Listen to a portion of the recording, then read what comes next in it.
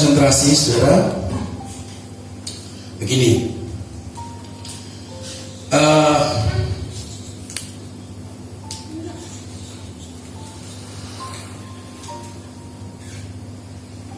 oke.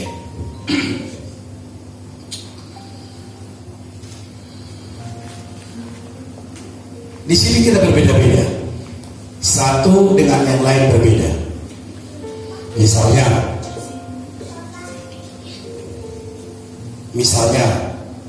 kalau saya dibilang, siapa tau? Munte siapa? Itu loh Munte pendeta. Wah, enak tau? Enak gak? Enak, Munte pendeta.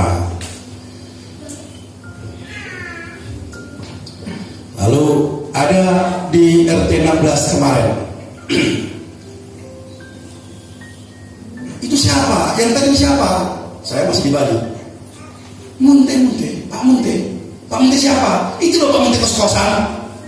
Oh, kos-kos di sana itu loh. Enak gak? Enak. Lalu ada yang telepon. Aku sudah di sini. Saya pas di studio depan itu.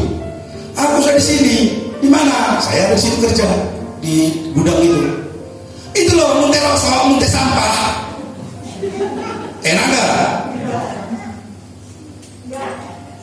Kalau kamu dibilangin begini, liang sampah gitu, sakit hati gak? Aku kok sampah? Hah? Itu loh siapa? Itu loh tegar sampah. Buatku sakit hati. Tapi kalau dibilang Munte sampah, saya sakit hati gak? Tidak, profesinya di situ. Itu loh Munte sampah gitu. Ya memang. Dan tidak akan ada sakit hati dalam hati saya mendengarkan itu.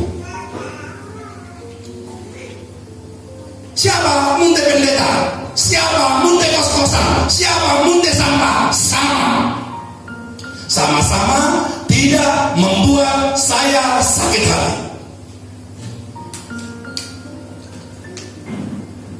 Yo, siapa yang namanya di sini mau tak tambahi dengan sampah? Kalau dibilang nama kita lalu disebutkan dengan kata sampah di akhirnya, itu penghinaan yang luar biasa. Tetapi tidak ada sedikit pun 0,0 sekian persen tidak ada penghinaan ketika dibilang Munte sampah. Karena memang itu kenyataannya.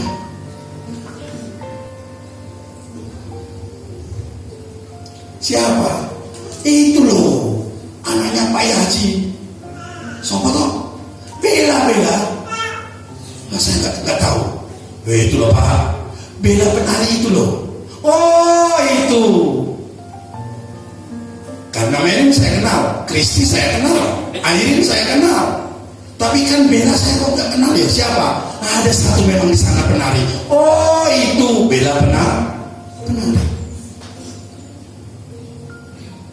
Yo, kepada namamu sekarang saya tanya, jawab dalam hati masing-masing. Gelar apa yang diberi julukan?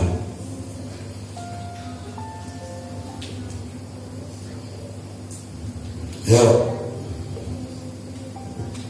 sudah dijawab? Gak usah bilang ya, jawab sendiri saja dalam hati. Semua jawab dalam hati. Kalau ditanya nama gelar apakah yang akan dikenakan kepada kamu, jawab dalam hatimu. Gelar apa? Kalau saya tadi sudah bilang bahwa saya gelarnya sampah. Jadi kalau ada di media sosial sensitif tersebut, terus nggak usah dipikirkan itu sampah gitu, nggak apa-apa. Itu memang sampah, ya toh? Sampah itu akan dibuat. Tapi kalau dibilang Munte sampah, saya tidak sakit hati sedikit pun. Saya malah suka, oh ya dikenal orangnya, gitu. Bisa menerusnya.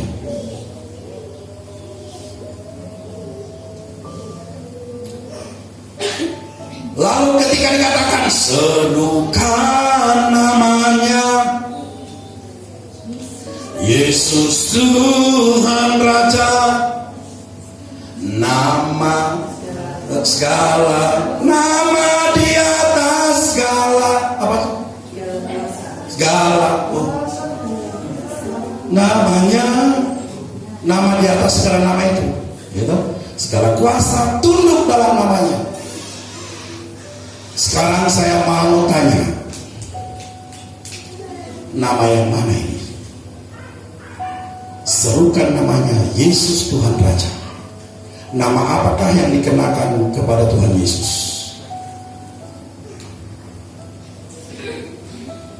Nama apa yang dilekatkan kepada Dia?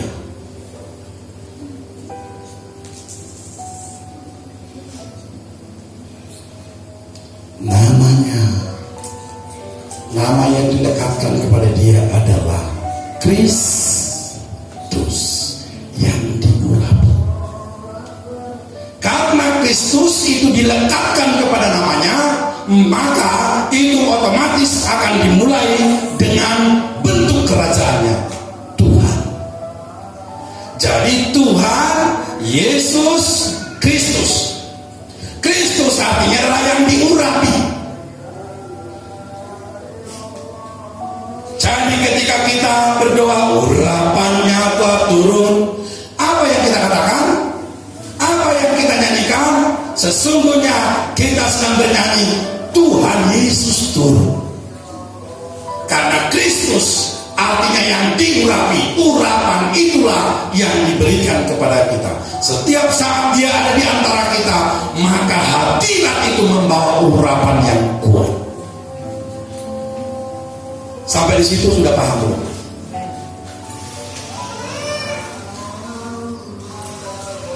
Saya tidak tahu nama apa yang dikenakan kepada kita masing-masing. Tapi dengar berita yang baik-baik. Kita baca dulu kita baca dulu firman Tuhan.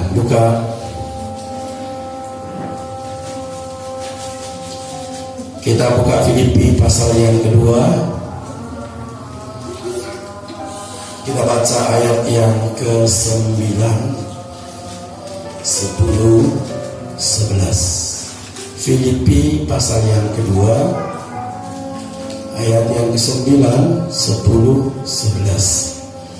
Itulah sebabnya Allah sangat meninggikan Dia dan mengaruniakan kepadanya nama di atas segala nama, supaya dalam nama Yesus bertekuk lutut segala yang ada di langit dan yang ada di atas bumi dan yang ada di bawah bumi, dan segala lidah mengaku Yesus Kristus adalah Tuhan, bagi kemuliaan Allah Bapa. Kalau hari ini masih banyak orang yang tidak mengakui Yesus Kristus adalah Tuhan, maka akan tiba saatnya ketika Dia menampakkan kemuliaannya, semua lidah akan mengaku Yesus Kristus adalah Tuhan. Sekarang mari kita fokus dalam ayat yang ke-9. Itulah sebabnya. Kalau kita mendengar kata-kata itulah sebabnya, berarti ada penyebabnya. Betul? Sekali lagi, ketika kita mendengar kata-kata itulah sebabnya, berarti ada penyebabnya. Itulah sebabnya Allah sangat meninggikan Dia. Apa sebabnya? Apa sebabnya Allah sangat meninggikan Dia?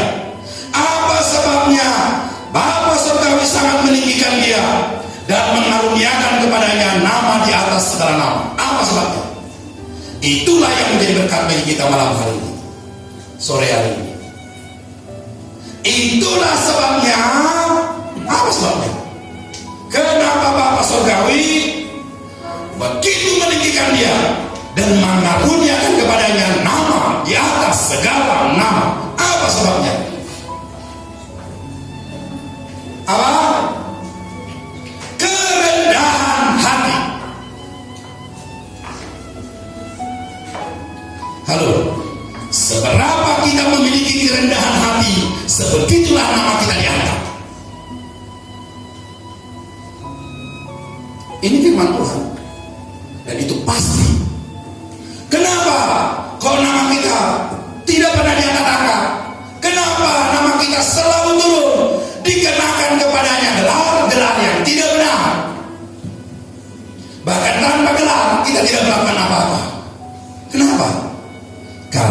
hidup kita penuh dengan ketinggian hati.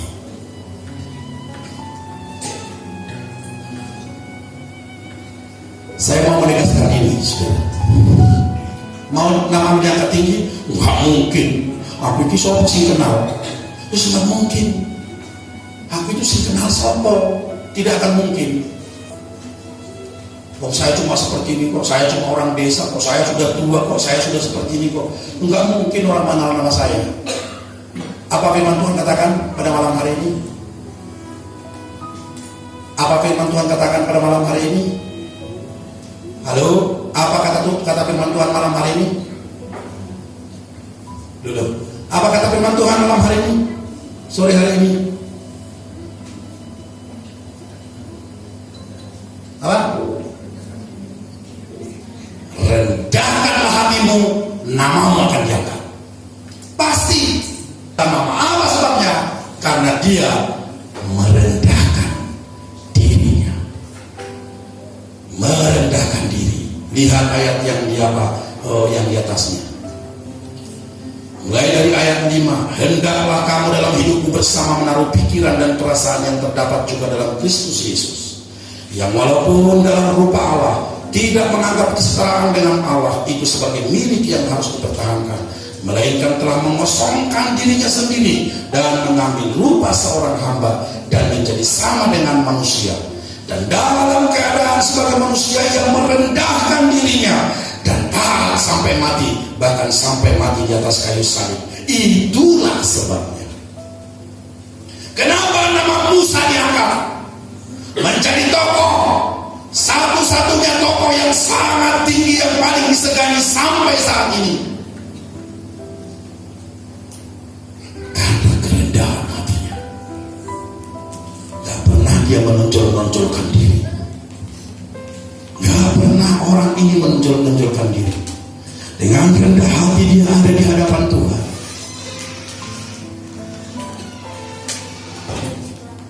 Dengan rendah hati dia ada di hadapan Tuhan. Itu sebabnya dia sangat ditinggikan.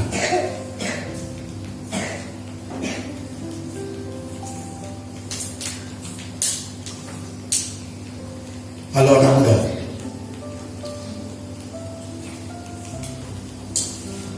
kamu mau dikenakan gelar dan namamu diangkat tinggi?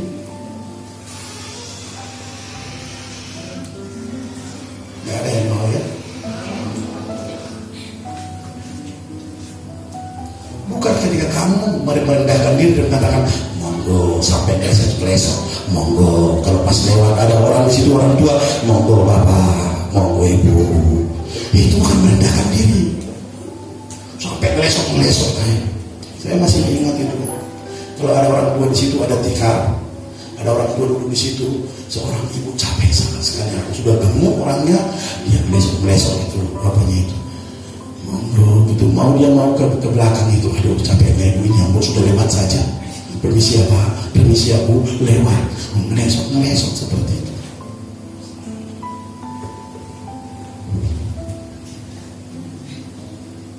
Dua hari berikutnya, lalu dia ngomong sama dia bertengkar dengan seorang bapak-bapak. Matamu ya, aduh, ini sih ngesek ini kayak gitu.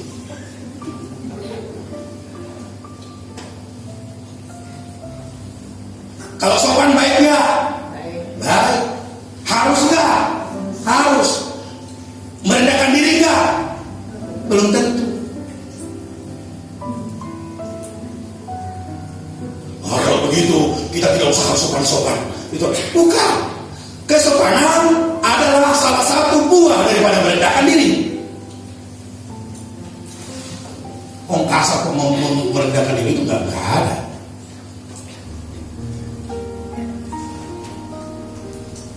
Halo anak muda, mau tinggikan namamu? Jalannya satu. Mau tinggikan namamu? Mau kamu dikenakan gelar dari surga menjadi gelar yang sangat indah? Hanya satu jalannya. Kamu bisa sekolah, kamu bisa kerja, kamu bisa melakukan apa saja, tetapi gelar dan nama itu ditentukan lewat apa? apa? Lewat kerendahan hatimu.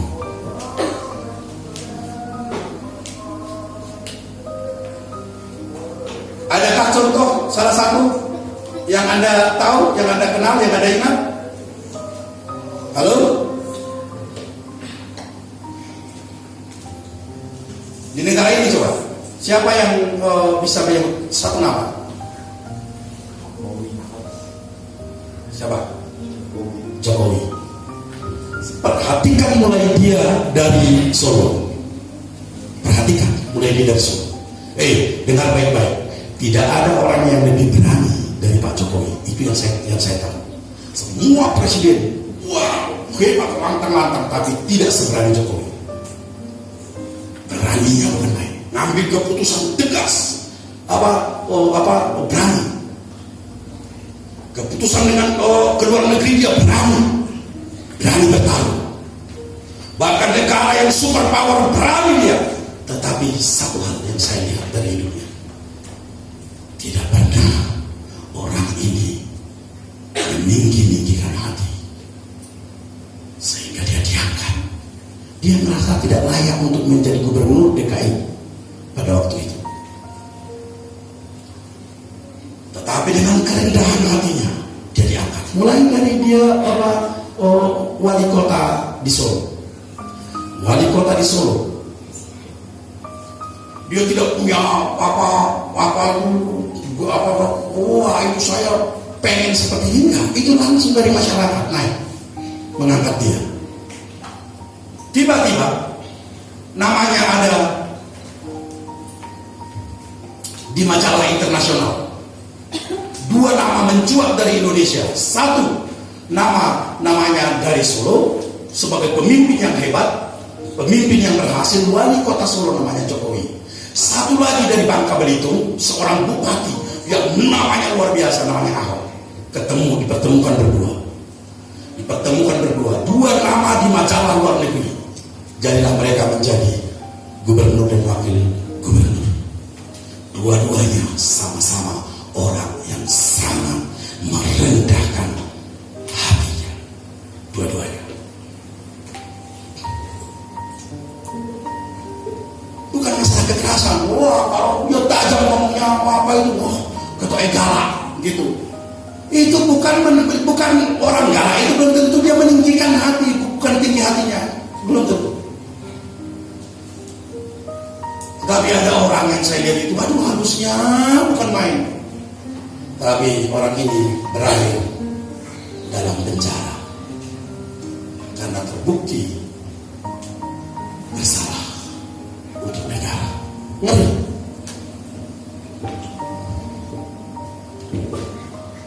Musa, ketika Tuhan mengatakan apa yang harus aku lakukan, suruh berperang. Apa yang dilakukan oleh Musa? Ayo, siapa yang ikut aku sini? Siapa yang tidak ikut sana? Ayo mulai berhadapan berperang. Ribuan mati dalam seketika, tancap dengan pedang. Ini bukan masalah ketinggian hati. Ini justru karena kerendahan hati menangkap apa yang dari Tuhan. Jadi bedakan betul orang yang ngelesok-ngelesok ngomong bagus. Sopan itu bagus. Tapi belum tentu itu adalah kerendahan hati. Orang yang keras omongannya, ada yang rendah hati. Indonesia ini saya lihat krisis kerendahan hati.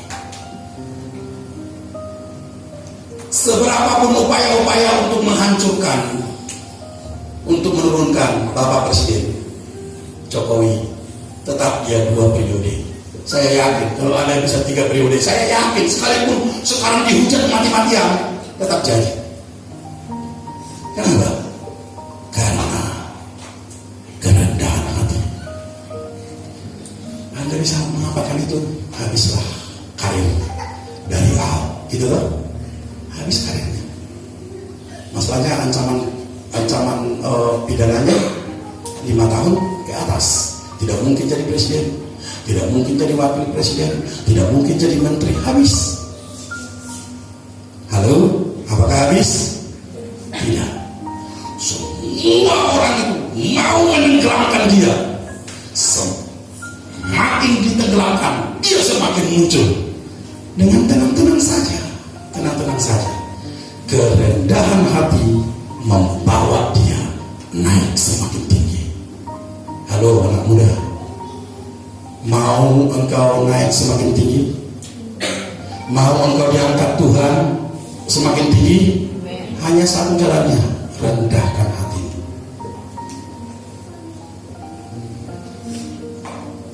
Tinggi hati, egois, mementingkan diri sendiri, itu adalah ciri dari orang yang sulit merendahkan hatinya.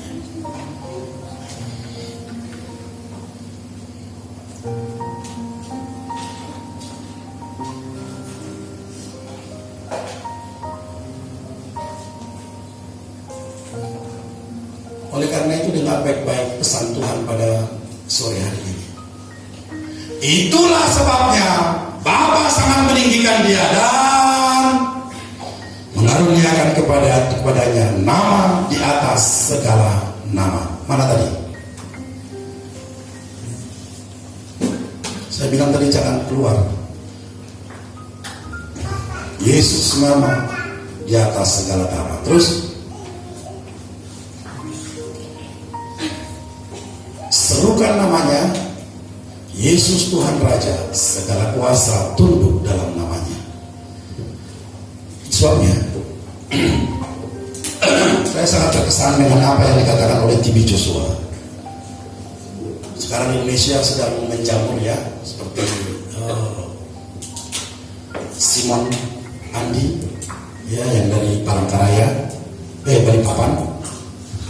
Sekarang lagi viral, ribuan orang sembuh, orang yang dari rumah sakit, bukan orang yang sudah hampir mati stroke, dirawat rumah sakit nggak bisa apa lihat aja nggak bisa, dibawa oleh ambulan ke rumahnya. Saya lihatin tayangannya itu, lalu dia berdoa, bangun, gitu, bangun. Tadinya buka mata aja nggak bisa, bergerak, berdiri.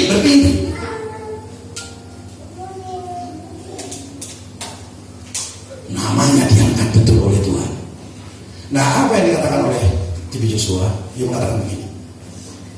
Dalam dalam beberapa hal, banyak saya hafal kata-katanya, tapi salah satunya begini.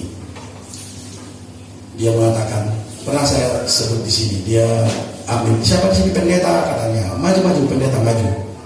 Lalu dia di situ, coba, bagaimana kamu cara mengusir roh ini pada orang yang kesurupan? Dalam nama Yesus, dengan iman, dalam nama Yesus, dalam nama Yesus Kristus, dalam nama Yesus. Malah itu yang kesurupan itu malah mau menerkam dia. Terkam.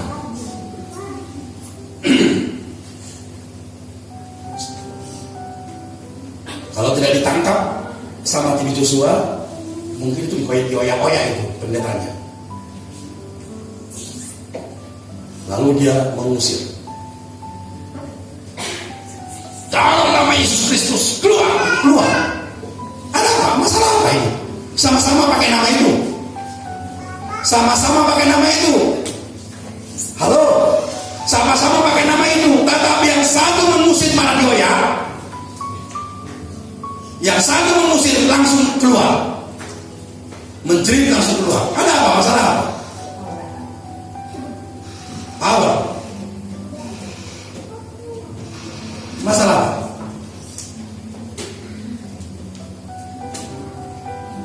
Itu sebabnya dikatakan begini. Ketika saya berseru, saya mengusir itu setan, itu saya berdoa. Saya habiskan diri saya berdoa.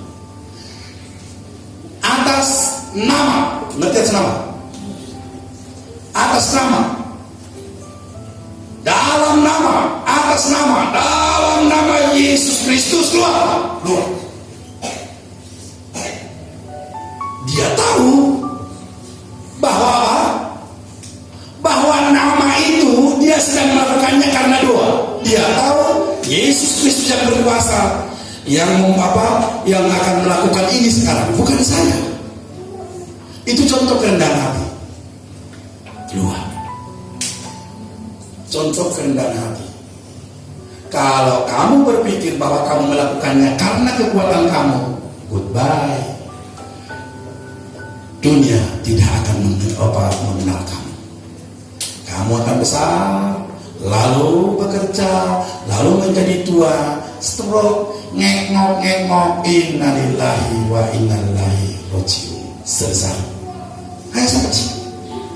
Nanti masih diingat anakku, bapakku dulu seperti ini, mamaku dulu seperti ini. Hanya itu, beberapa minggu paling.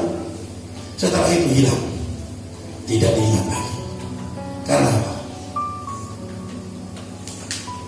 Nama itu tidak pernah diangkat. Nama itu tidak pernah diangkat. Kenapa kok gak diangkat nama itu? Nama kita gak pernah diangkat. Kenapa? Karena ketinggian hati, kerendahan hati. Firman Tuhan mengatakan itulah sebabnya namanya begitu diangkat. Kalau kita lihat dalam 1 Korintus pasal 6, coba lihat. Apa bedanya Kristus dengan Belial? Coba lihat dulu 2 Korintus 6 ayat yang ke-15.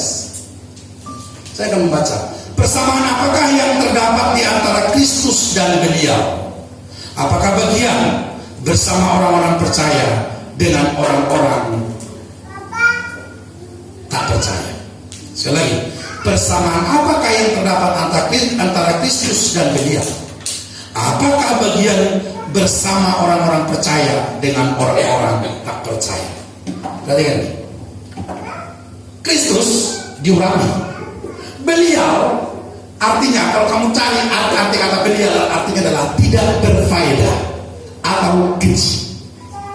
Diurapi artinya memiliki fungsi faedah dimanapun dia berada, bahkan di seluruh dunia. Itu artinya diurapi. Sedangkan belial, lawan katanya, belial artinya tidak berfungsi, keji. Bisa menangkap nggak? Bisa menangkap nggak? Jadi gelar yang diberikan kepada Tuhan Yesus, nama di atas segala nama itu adalah yang diurapi, Kristus. Dan dia adalah yang diurapi dan yang mengubah dunia. Itulah sebabnya namanya diangkat, katanya di atas segala nama. Nama apa itu? Kristus yang diurapi. Sedangkan di luar itu adalah Belial, tidak berfaedah atau kecap. Kamu mati, hilang semuanya. Kamu tidak punya faedah, nggak punya faedah. Justru merusak dunia. Justru merusak dunia. Maka dimulai dari apa tadi? Dari kerendahan hati. Kerendahan hati itu bagaimana toh? Kerendahan hati itu katanya apa tuh kerendahan hati itu? Kerendahan hati artinya dia memiliki tempat yang sangat luas untuk Tuhan dan untuk orang lain. Contohnya, kalau seseorang yang tinggi hati itu disebut dengan egosentris. Yang menguasai hidupnya itu adalah egonya, dirinya sendiri. Dirugikan sedikit, mencah-mencahin orang. Itulah tinggi hati. Dirugikan sedikit, mencah-mencah. Disakiti sedikit saja, mencah-mencah. Wah, sudah gak karuan.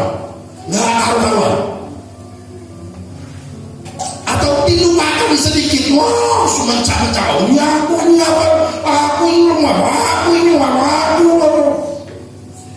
Tinggi hati. Ini tidak berfaedah, kata Tuhan. Belial tidak berfaedah. Oh, tak aku tetap masih hidup kok. Iya, hidup. Hanya menunggu mati. Tidak berfaedah, tidak berfungsi, alias kecil. Tetapi kalau dibilang yang diurapi, itu yang mengubah dunia, itu yang mengubah satu daerah, itu yang mengubah satu kota. Itu nanti akan dipakai oleh Tuhan menjadi tonggak. Itulah pentingnya kerendahan hati. Jadi kerendahan hati artinya memiliki hati yang lapang untuk Tuhan, memiliki tempat yang luas untuk Tuhan, memiliki hati yang luas untuk orang lain. Dan ciri-cirinya orang ini adalah lebih baik dirugikan daripada merugikan, lebih baik disakiti daripada menyakiti. Nah, orang seperti ini kalau disakiti bisa dia menang. Itulah orang yang merendahkan diri. Tapi egonya, tapi orang yang ego, orang lain tidak punya tempat. Hanya dirinya sendiri, hanya dirinya sendiri, nggak punya tempat orang lain.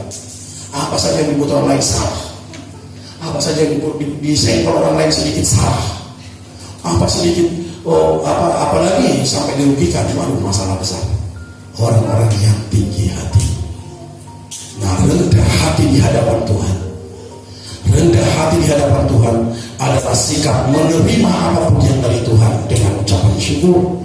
Rendah hati di hadapan Tuhan adalah menerima perlakuan yang tidak enak dari siapapun dia. Rendah hati di hadapan Tuhan adalah dengan memikirkan orang lain. Rendah hati di hadapan Tuhan adalah dengan memikirkan pekerjaan Tuhan.